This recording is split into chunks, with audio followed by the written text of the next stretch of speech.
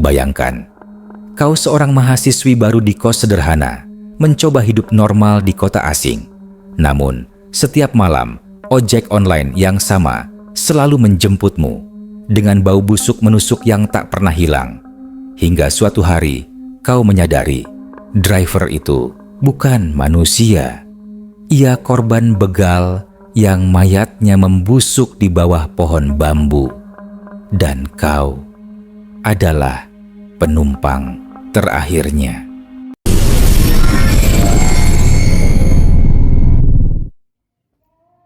Malam itu, udara terasa lembab. Rina baru saja selesai menata barang-barangnya di kamar kos barunya. Kamar nomor 5 di sebuah gang sempit berjejer dengan kamar-kamar lain yang masing-masing pintunya menghadap lorong panjang bercat putih kusam. Lampu neon 10 watt di langit-langit lorong berkelip-kelip, kadang meredup, kadang terang lagi, menambah kesan suram. Kos ini tidak semewah tempat tinggal sebelumnya, tapi letaknya strategis, dekat kampus, dekat warung makan, dan yang terpenting, murah. Rina tak punya banyak pilihan setelah orang tuanya memutuskan untuk mengurangi kiriman bulanan. Namun, masalah muncul sejak hari pertama. Motornya mendadak mogok di jalan saat hendak dipakai ke kampus. Ia dorong ke bengkel kecil di dekat kos dan montir berkata, butuh waktu seminggu untuk mengganti beberapa onderdil mesin yang rusak. Rina mendesah kesal. Seminggu tanpa motor sama saja merepotkan. Tapi ia mencoba mencari solusi cepat, memakai jasa ojek online. Ya udah deh, seminggu ini aku langganan ojek aja dulu, gumamnya sambil membuka aplikasi di ponselnya. Malam itu, ia mencoba memesan ojek untuk sekadar membeli makan malam di sekitar kampus. Nama driver yang muncul pertama kali adalah Budi. Foto profilnya tampak biasa saja. Laki-laki berjaket hijau, memakai helm full face. Oke lah, siapa aja boleh, pikir Rina. Tak sampai 5 menit, motor bebek keluaran lama dengan suara knalpot berat berhenti di depan kos. Rina keluar sambil melambaikan tangan. Driver itu menoleh sedikit lalu mengangguk tanpa kata. Saat Rina duduk di jok belakang, sesuatu langsung menusuk hidungnya. Bau menyengat, anyir, seperti bangkai tikus yang membusuk di loteng rumah. Ia spontan menutup hidung dengan kerudung. Mas, ini motornya kok bau banget ya? Kayak ada sesuatu yang mati gitu. Ucapnya setengah bercanda, mencoba mencairkan suasana. Namun, si driver hanya diam. Tangannya menggenggam erat setang motor, tubuhnya tegak kaku, tidak menoleh, tidak merespons. Helm hitam, full face menutupi wajahnya. Hanya terdengar hembusan napas berat dari lubang ventilasi. Rina merasa canggung. Biasanya driver ojek online ramah, mengajak ngobrol, atau sekadar basa-basi menanyakan asal kos atau jurusan kuliah. Tapi driver ini berbeda. Terlalu dingin, terlalu kaku. Perjalanan menuju kampus malam itu hanya butuh 10 menit. Tapi bagi Rina, terasa sangat lama. Bau busuk itu tidak hilang, bahkan semakin menusuk. Seolah-olah berasal bukan hanya dari motor, melainkan menempel di tubuhnya sendiri. Sesampainya di tujuan, Rina buru-buru turun. Ia mengucapkan terima kasih lirih, tapi driver itu lagi-lagi tidak menjawab. Hanya anggukan kecil, lalu motor itu melaju pergi, meninggalkan bau anyir yang entah kenapa masih melekat di hidung Rina. Saat makan di warung, Rina mencoba mengabaikan perasaan tidak enak itu.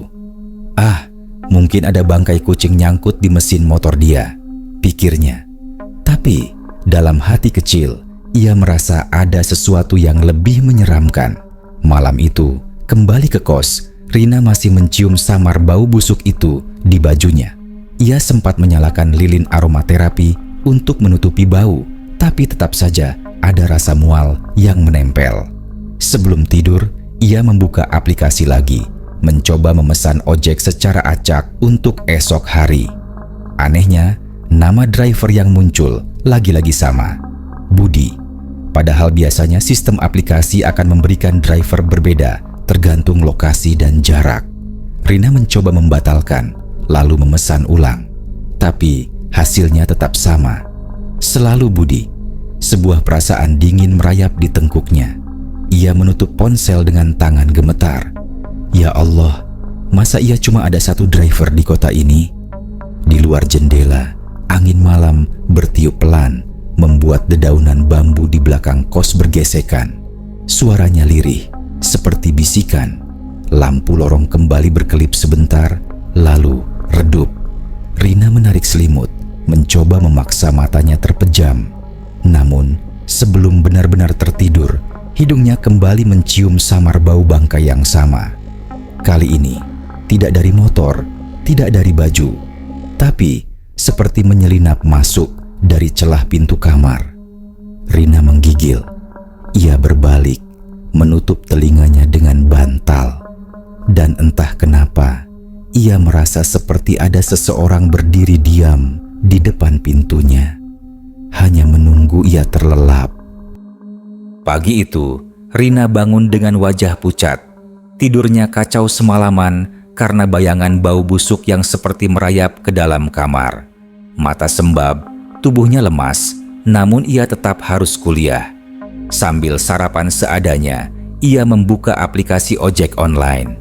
Dalam hati, ia berharap ada driver baru yang muncul. Tapi, saat layar ponsel menyala, rasa dingin kembali menjalari tubuhnya.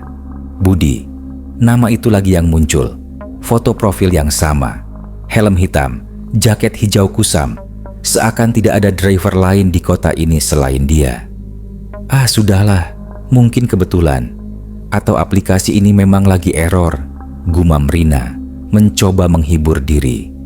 Sekitar 15 menit kemudian, suara motor tua berhenti di depan kos. Rina sudah tahu tanpa perlu melihat siapa yang datang. Ia melangkah keluar, menghampiri motor itu dengan enggan. Budi tetap sama seperti semalam. Diam, kaku, tidak banyak bicara. Ia hanya sedikit mengangguk saat Rina menyebutkan tujuan. Begitu mesin dinyalakan, bau busuk itu langsung menyerang. Kali ini lebih tajam, lebih menusuk. Rina spontan menutup hidung. Tapi anehnya, meski sudah memakai masker, bau itu tetap terasa jelas. Seperti bau darah bercampur daging busuk yang sudah berhari-hari terendam air. Mas, serius deh, ini motornya kenapa sih? Kok bisa bau gini? Apa ada bangkai tikus nyangkut di mesin? Tanya Rina, setengah berteriak agar suaranya terdengar di atas deru angin. Driver itu tetap diam, tidak menoleh, tidak menjawab, hanya lurus memandang ke depan dengan tubuh kaku, seakan ia hanyalah patung yang diberi nyawa. Perjalanan itu terasa seperti mimpi buruk.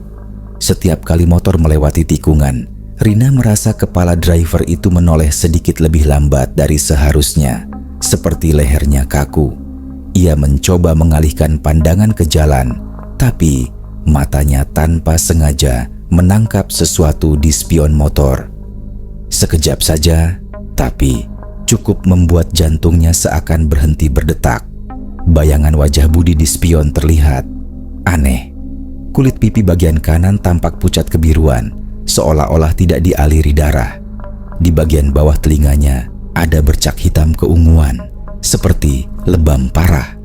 Rina tersentak, buru-buru menunduk, pura-pura sibuk dengan ponselnya. Tangannya gemetar, tapi ia memaksakan diri tetap duduk tenang sampai motor berhenti di depan kampus. Begitu turun, ia mengucapkan terima kasih singkat yang tentu saja tidak dijawab. Motor itu melaju pergi, meninggalkan bau anyir di udara. Rina berdiri kaku sejenak di gerbang kampus. Bahkan setelah masuk kelas, ia merasa bau itu masih menempel di bajunya. Beberapa teman sampai menegurnya. "Rin, kamu habis lewat TPS ya? Kok bau banget?" ucap seorang teman dengan wajah heran. Rina tersenyum kikuk, pura-pura tidak peduli. Padahal dalam hati ia ingin muntah. Sepulang kuliah, ia memutuskan untuk mencoba cara lain.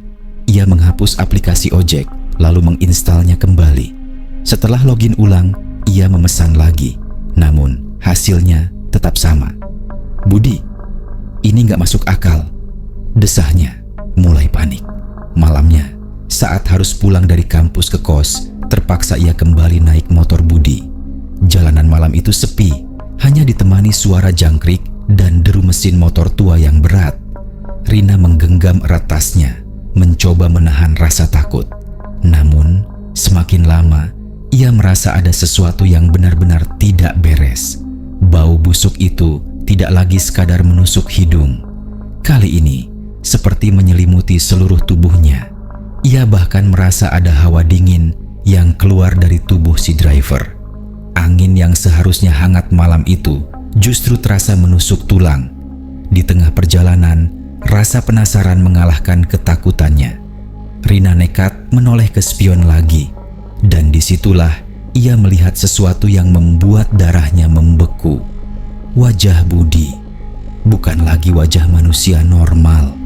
Kulit pipinya seperti robek, memperlihatkan otot yang menghitam. Matanya kosong, bola matanya seperti terendam darah. Dari mulutnya yang setengah terbuka, menetes cairan gelap ke jaketnya. Rina langsung menjerit kecil, buru-buru memalingkan wajah. Tapi suara jeritanya terhenti ketika ia sadar Budi tidak bereaksi apapun. Motor tetap melaju stabil, seakan tidak terjadi apa-apa. Sesampainya di kos, Rina berlari masuk kamar, mengunci pintu rapat-rapat. Ia duduk di lantai, memeluk lutut, tubuhnya gemetar hebat. "Ya Allah, apa yang aku lihat barusan?" bisiknya lirih.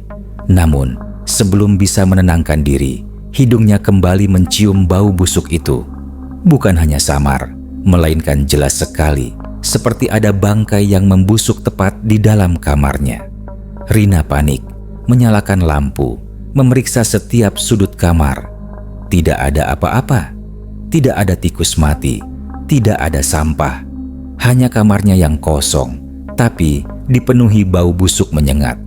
Dan di antara bau itu, ia merasa mendengar suara samar, suara berat seorang laki-laki berbisik pelan dari luar jendela. Besok, lagi, Rina terpaku. Suara itu membuat bulu kuduknya berdiri.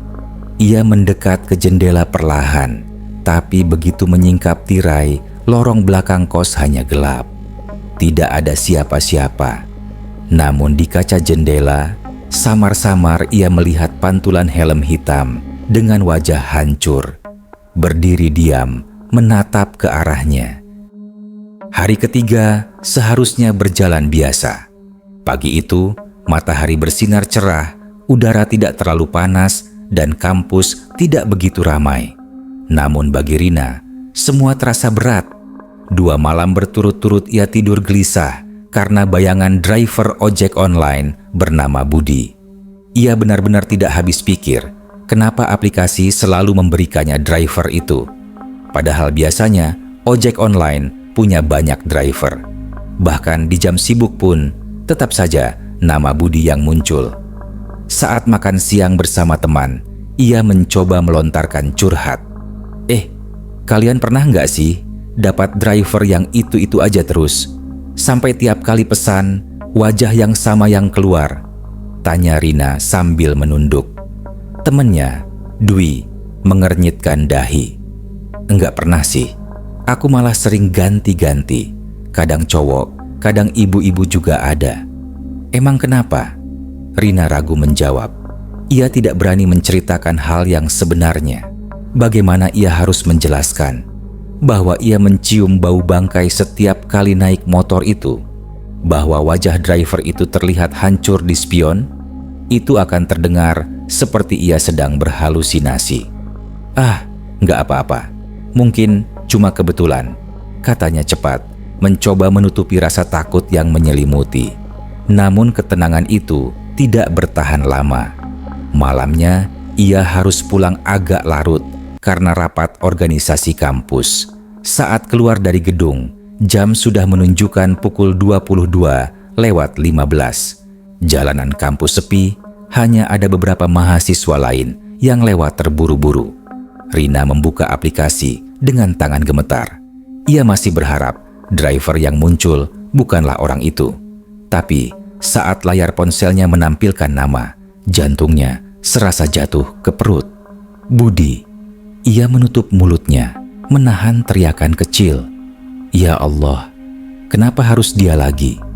Tak lama kemudian, motor tua dengan suara knalpot berat itu berhenti di depan kampus.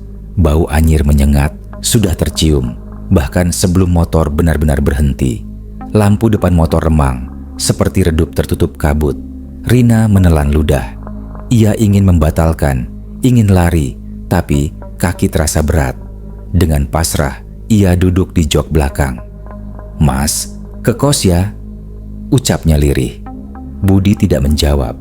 Motor melaju perlahan keluar dari kampus, menuju jalanan gelap. Lampu jalan di sepanjang jalan kecil banyak yang mati. Suasana sepi, hanya ada suara jangkrik dan deru mesin motor. Rina memeluk tas erat-erat. Semakin jauh dari kampus, semakin kuat bau bangkai itu. Ia hampir muntah. Napasnya sesak dan ia merasa hawa dingin menyelimutinya. Kali ini ia tidak tahan. Ia melirik ke spion dan seketika tubuhnya membeku. Wajah Budi di spion tampak lebih rusak dari malam sebelumnya. Kulit pipinya robek, memperlihatkan daging hitam membusuk. Bibirnya pecah, dari sela-sela giginya menetes cairan gelap. Matanya kosong, tapi sesekali menoleh ke spion, menatap Rina lurus. Ya Allah, Rina menutup mulutnya. Air matanya mulai jatuh. Tangannya gemetar hebat.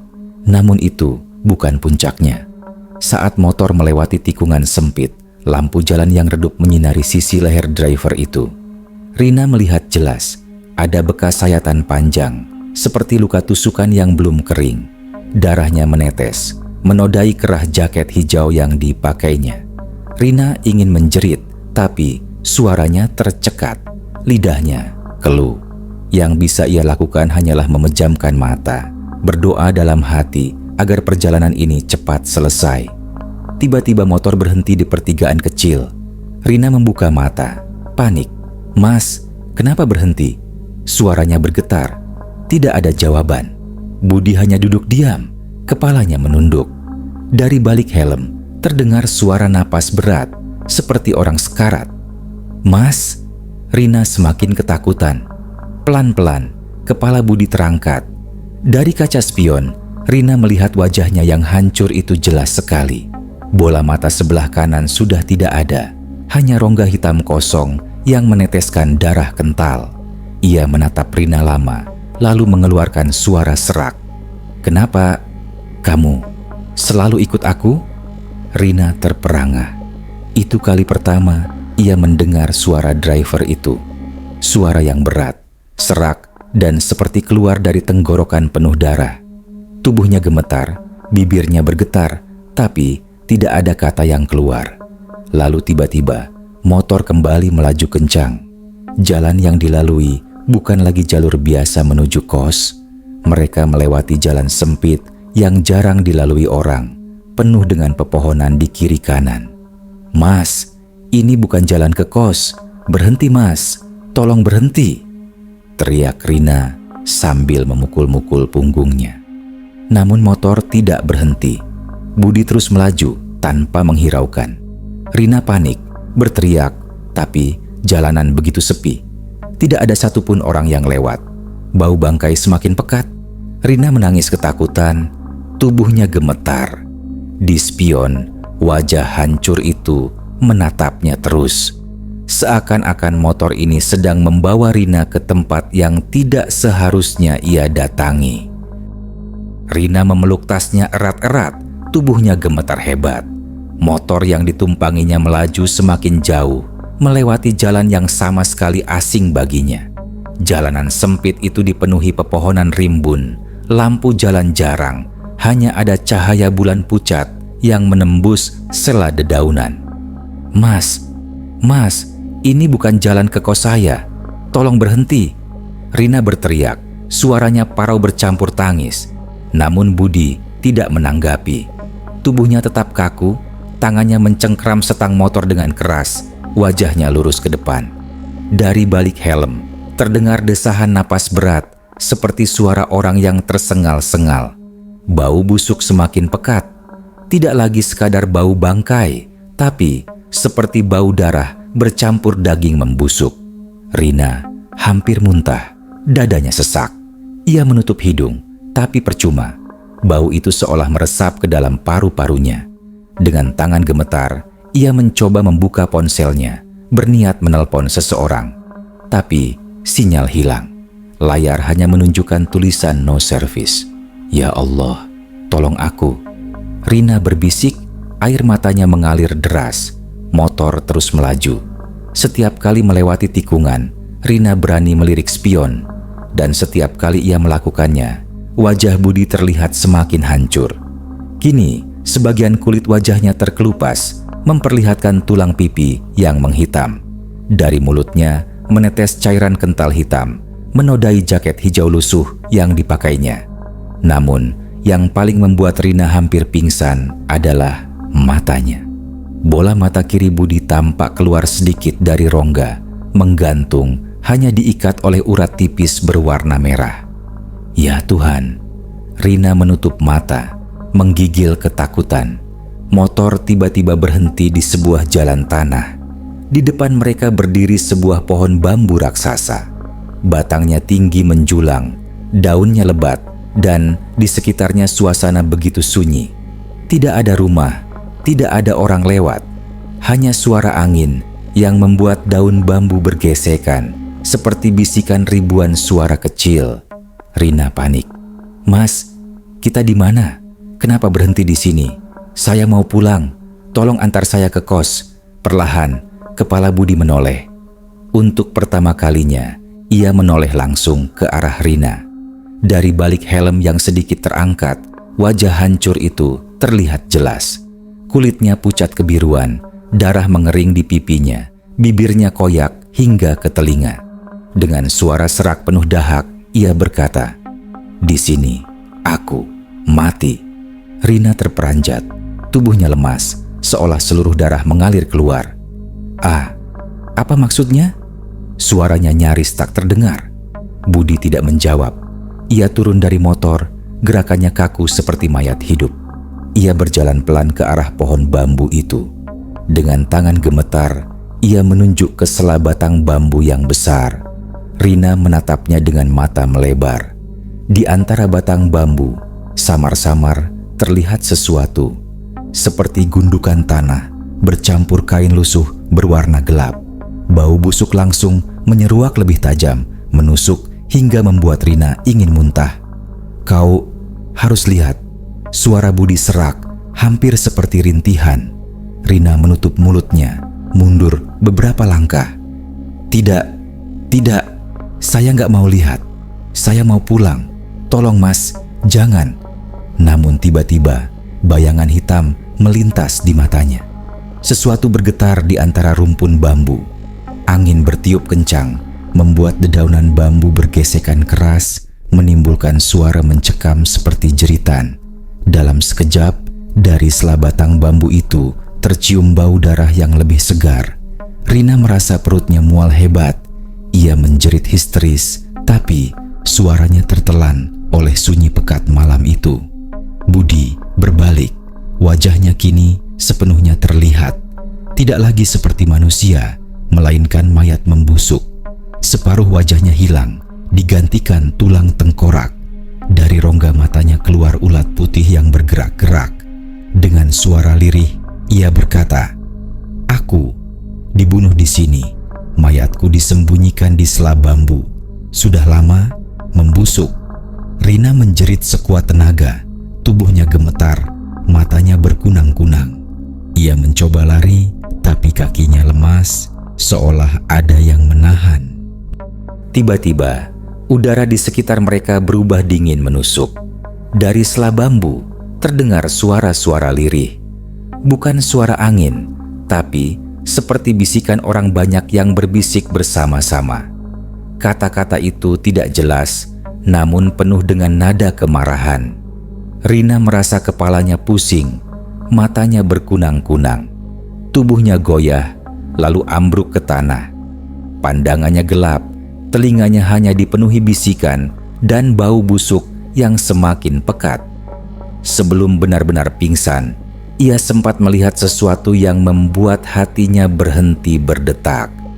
Dari sela bambu itu muncul tangan-tangan hitam penuh darah, meraih keluar, seolah mencoba menarik tubuhnya masuk. Lalu semuanya gelap. Suara ramai pelan terdengar samar di telinga Rina. Kepalanya berat, tubuhnya dingin, dan matanya terasa lengket. Dengan susah payah, ia membuka kelopak matanya, hanya untuk melihat cahaya matahari yang menyilaukan. Ia terbaring di tanah, tubuhnya setengah diselimuti kain sarung milik seorang ibu-ibu yang tidak ia kenal. Beberapa warga berdiri mengelilinginya. Wajah mereka cemas. Alhamdulillah, anak ini sudah sadar. Suara seorang lelaki tua menggema. Rina menggeliat, mencoba duduk. Kepalanya masih pusing, tenggorokannya kering. "Dek, di mana aku?" tanyanya lirih. Seorang bapak berusia sekitar 50 tahun, mengenakan peci hitam, menepuk pundaknya pelan. "Nak, kamu kami temukan semalam di bawah pohon bambu ini. Pingsan sendirian. Untung ada warga yang lewat mau memancing di kali. Kalau tidak, entah apa yang terjadi." Rina terdiam. Ingatannya tentang malam sebelumnya muncul berkelebat. Motor Budi, wajah hancur itu, bau busuk menusuk, dan tangan-tangan hitam yang meraih dari sela bambu. Ia menoleh ke pohon bambu raksasa di belakangnya. Rasanya perutnya langsung melilit. Bau busuk itu masih ada. Samar, tapi jelas menusuk hidung. Aku semalam diantar driver ojek online ke sini. Namanya Budi." Suara Rina parau, terbata-bata. Warga saling pandang. Seorang ibu muda menatapnya bingung. "Budi? Maksudmu Budi yang sering narik ojek di sekitar kampus?" Rina mengangguk cepat. "Iya, itu dia. Mas Budi. Dia yang antar aku. Tapi wajahnya rusak. Seperti..." Rina terhenti. Air matanya menetes. Bagaimana ia harus menjelaskan wajah hancur itu tanpa terdengar gila? Bapak berpeci itu menghela napas panjang.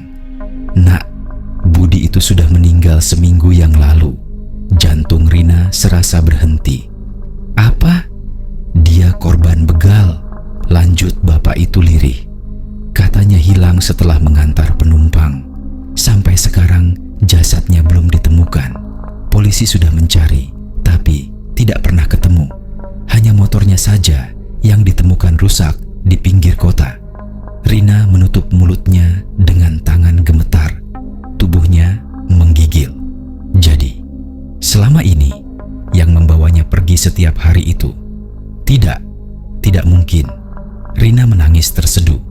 "Aku tiap hari ketemu dia, naik motornya. Semua orang bisa lihat aku naik motornya." Namun, semakin ia bicara, wajah warga semakin pucat. Seorang pemuda berbisik pada temannya, "Aku lihat kemarin si Rina pulang naik ojek, tapi aku nggak lihat drivernya jelas, hanya motornya saja." Suasana hening, angin berdesir pelan, menggoyangkan daun bambu di atas mereka. Bau busuk semakin pekat, seakan keluar langsung dari batang bambu. Bapak berpeci, lalu menatap warga. "Kita harus bongkar pohon bambu ini. Kalau benar jasad Budi ada di sini, jangan sampai arwahnya gentayangan lebih lama." Beberapa lelaki segera mengambil parang dan linggis. Mereka mendekati rumpun bambu raksasa itu dengan hati-hati. Rina hanya bisa duduk gemetar, memeluk lutut, matanya tak lepas dari bambu itu. Saat batang-batang bambu mulai ditebas, udara mendadak berubah dingin. Angin bertiup kencang, membuat dedaunan bambu bergesekan keras, seperti ribuan orang berbisik bersamaan. Beberapa warga terhenti, wajah mereka pucat. "Lanjut," seru bapak berpeci, mencoba meneguhkan hati. Satu persatu batang bambu tumbang. Bau busuk semakin pekat, membuat beberapa orang muntah di tempat. Lalu, saat salah satu batang besar ditebang, terlihat sesuatu menyembul dari sela tanah. Kain kafan lusuh, penuh noda coklat kehitaman, Ya Allah, seorang warga menjerit. Mereka segera menggali tanah di sekitar bambu itu. Semakin dalam digali, semakin jelas bentuk tubuh manusia terbungkus kain putih lusuh. Bagian kepalanya hancur, tengkoraknya retak, rambutnya masih menempel sebagian. Bau busuk menyengat menusuk hingga ke ulu hati. Itu Budi. Salah satu pemuda bergetar, menutup mulutnya dengan tangan. Polisi segera dipanggil. Tak lama kemudian, 2 mobil patroli datang, lengkap dengan garis kuning dan kantong jenazah. Tubuh membusuk itu diangkat dengan hati-hati, sementara warga berkerumun menyaksikan dengan wajah ngeri. Rina hanya bisa menangis, tubuhnya gemetar hebat. Semua yang ia lihat selama seminggu ini bukan mimpi.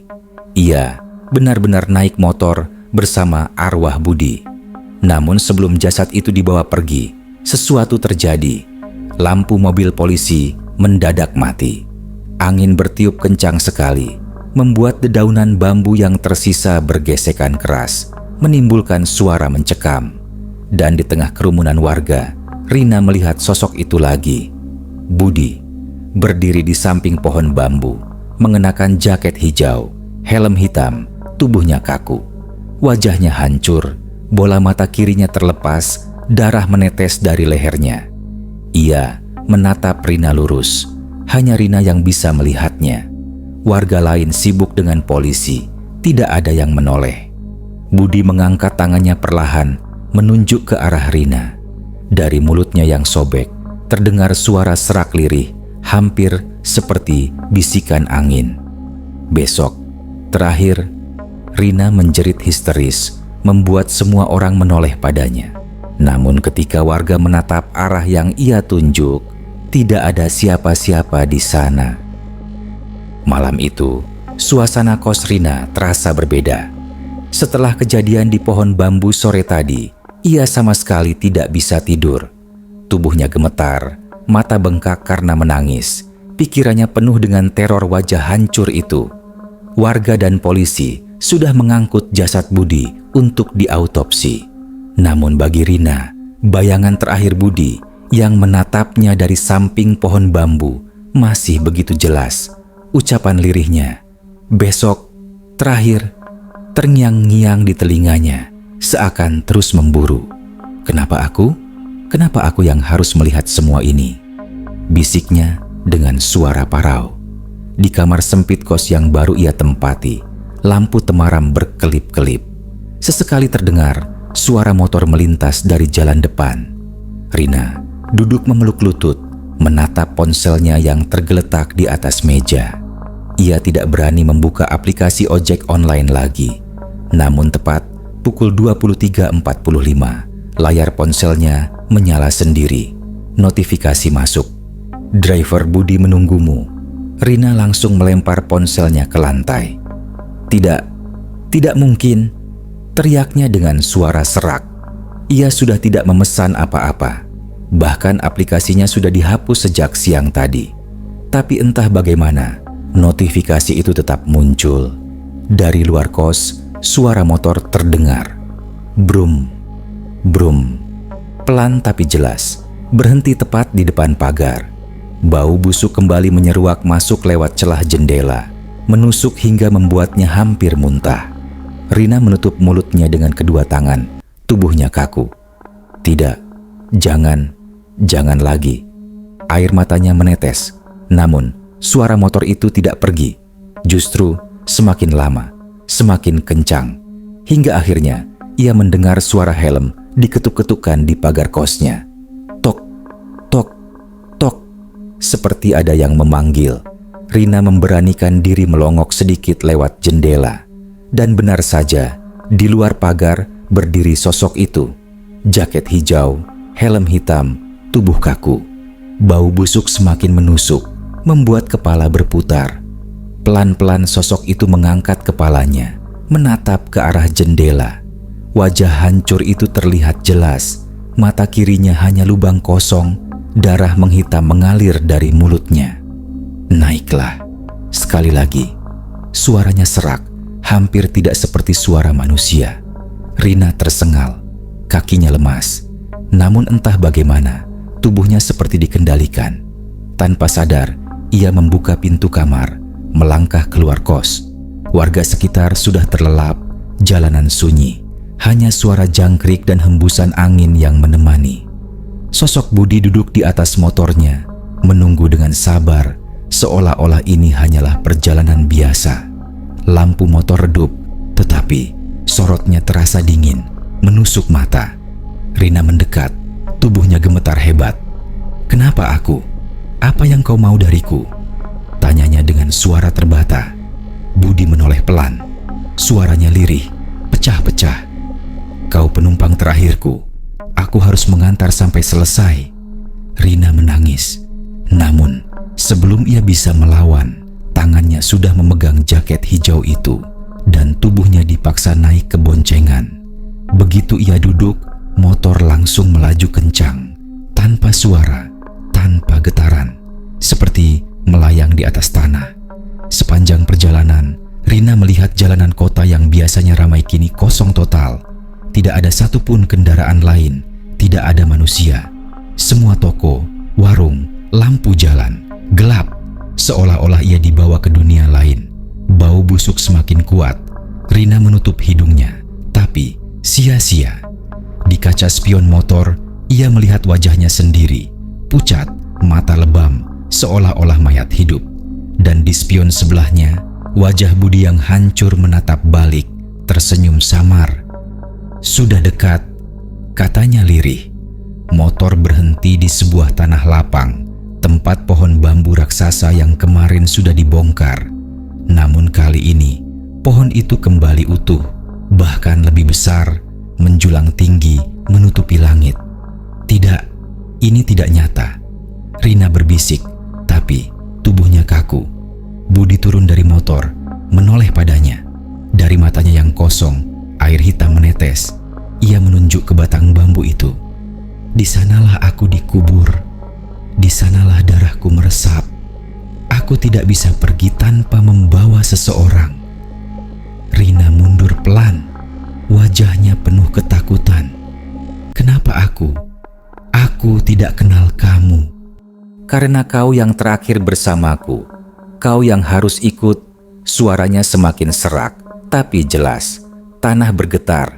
Dari sela-sela batang bambu, tangan-tangan hitam penuh luka mulai meraih keluar. Bau anyir makin kuat. Rina menjerit histeris. Tubuhnya berusaha lari, tapi kakinya seperti terikat. Tiba-tiba, Budi meraih pergelangan tangannya dengan tangan dingin, keras, dan bau tanah basah. "Ikut aku." Rina menjerit sekuat tenaga. Tubuhnya ditarik ke arah batang bambu, ke dalam kegelapan. Suara bisikan ribuan orang terdengar, semakin keras, membuat telinganya nyeri. "Tidak, lepaskan, lepaskan." Dengan sisa tenaganya, Rina meraih batu di tanah, menghantam tangan Budi. Sosok itu mengerang, tapi tidak melepas. Wajahnya semakin hancur, dagingnya terkelupas, memperlihatkan tengkorak hitam di baliknya. Saat tubuhnya hampir terseret ke dalam rumpun bambu, tiba-tiba suara azan subuh terdengar jauh dari kejauhan. Samar, tapi jelas menusuk telinga. Sosok Budi menjerit keras, tubuhnya berasap, wajahnya meleleh. Tangan-tangan hitam itu menghilang kembali ke dalam tanah. Motor, bambu, semuanya lenyap. Rina tersungkur ke tanah, terisak-isak, tubuhnya gemetar. Di sekelilingnya kini hanyalah tanah lapang kosong. Tidak ada pohon bambu, tidak ada motor, tidak ada Budi. Namun, di tanah tepat di depannya, ia melihat sesuatu. Sebuah helm hitam retak, penuh bercak darah kering. Rina menatapnya dengan mata melebar, sebelum akhirnya pingsan. Keesokan harinya, warga menemukannya tergeletak di tanah lapang itu, masih memeluk helm hitam tersebut. Polisi kembali datang, bingung, karena pohon bambu yang kemarin ditebang ternyata benar-benar sudah hilang, tak bersisa. Rina dibawa pulang dengan kondisi trauma berat. Namun sesekali ia masih mendengar suara motor di telinganya saat malam tiba. Kadang ia mencium bau busuk menusuk, padahal tidak ada apa-apa. Dan di layar ponselnya yang sudah ia reset berulang kali, notifikasi itu masih muncul. Driver Budi menunggumu. Kadang kita tak pernah tahu siapa yang sebenarnya menjemput kita di jalan sepi malam hari. Bisa jadi motor yang kita tumpangi bukan milik manusia hidup, tetapi milik arwah yang tak pernah sampai tujuan. Jika suatu malam kau mencium bau bangkai menyengat dari jok belakang, berdoalah, semoga kau bukan penumpang terakhirnya.